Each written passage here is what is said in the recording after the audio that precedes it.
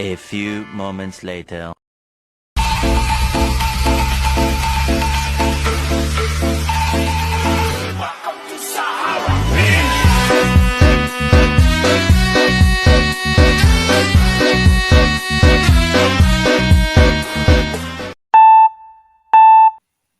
Baiklah, di sini saya akan menjelaskan tentang klasifikasi model pengambilan keputusan menurut Goulet dan Hicks.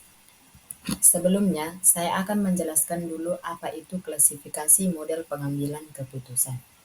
Pengambilan keputusan adalah proses memilih antara beberapa pilihan yang tersedia berdasarkan pertimbangan dan analisis terhadap informasi yang relevan, tujuan, dan nilai-nilai yang diterima.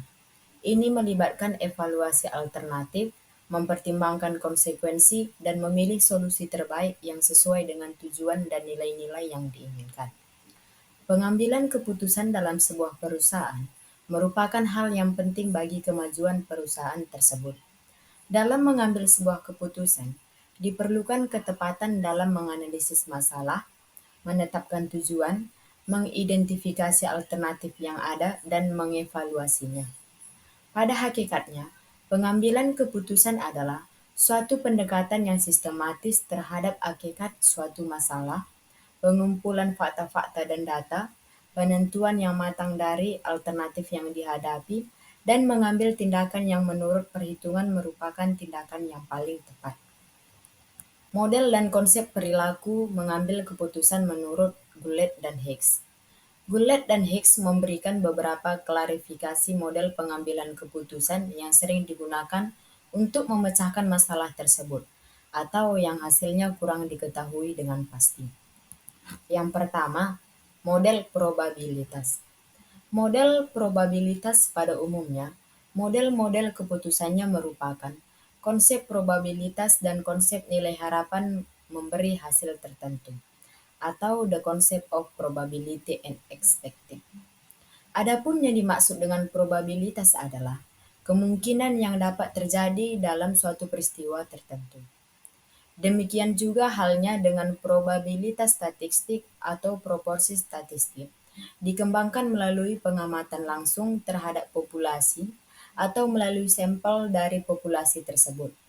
Sampel itu sendiri merupakan bagian yang dianggap mewakili keseluruhan populasi. Contohnya, pengambilan keputusan yang diambil oleh seorang mahasiswa yang melakukan penelitian terhadap pembiayaan pendidikan di Indonesia yang berasal dari dalam negeri dan luar negeri. Mahasiswa tersebut ingin mencari perbandingan besar biaya yang dikeluarkan oleh pemerintah untuk pendidikan dengan dana masyarakat, serta besarnya bantuan luar negeri untuk pendidikan. Setelah pengelompokan data berupa dana-dana yang berasal dari masyarakat, pemerintah dan dana bantuan dari luar negeri secara statistik, maka mahasiswa tersebut dapat mengambil kesimpulan bahwa dana untuk pembiayaan pendidikan paling besar bersumber dari dana masyarakat. Yang kedua itu konsep tentang nilai-nilai harapan. Konsep tentang nilai harapan ini khususnya dapat digunakan dalam pengambilan keputusan yang akan diambilnya nanti menyangkut kemungkinan-kemungkinan yang telah diperhitungkan bagi situasi dan kondisi yang akan datang. Adapun nilai yang diharapkan atau nilai harapan dari setiap peristiwa yang terjadi merupakan kemungkinan terjadinya peristiwa itu dikalikan dengan nilai kondisional. Sedangkan nilai kondisionalnya adalah di mana terjadinya peristiwa yang diharapkan masih diragukan. Nilai harapan adalah sebuah konsep dalam statistik untuk membantu memutuskan apakah sebuah tindakan menguntungkan atau merugikan.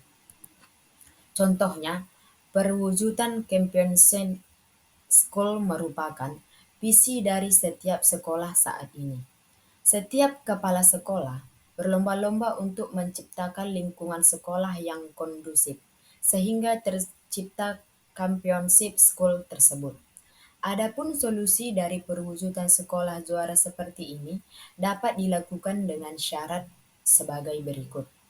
1. Championship School harus berorientasi pada siswa atau learner center. Yang kedua, Championship School harus memenuhi kepuasan pelanggan sehingga tidak terjadi keluhan dari publik.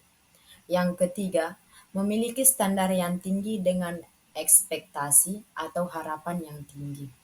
Yang keempat, personalisasi masalah sebagai modal organisasi. Yang ketiga itu model matriks. Selain model probabilitas dan nilai harapan, ada juga model lainnya. Model lain tersebut misalnya adalah model matriks. Model matriks merupakan model khusus yang menyajikan kombinasi antara strategi yang digunakan dan hasil yang diharapkan. Dalam hal ini, Goulet dan Hicks mengatakan, the period metric is a particularly convenient method of displaying and summarizing the expected value alternative strategies. Model matriks terdiri atas dua hal, yakni baris dan lajur.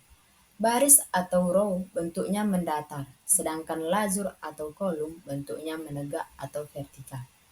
Pada baris berisi macam alternatif strategi yang digelarkan oleh pengambilan keputusan. Sedangkan pada sisi lajur berisi kondisi dan nilai harapan dalam kondisi dan situasi yang berlainan.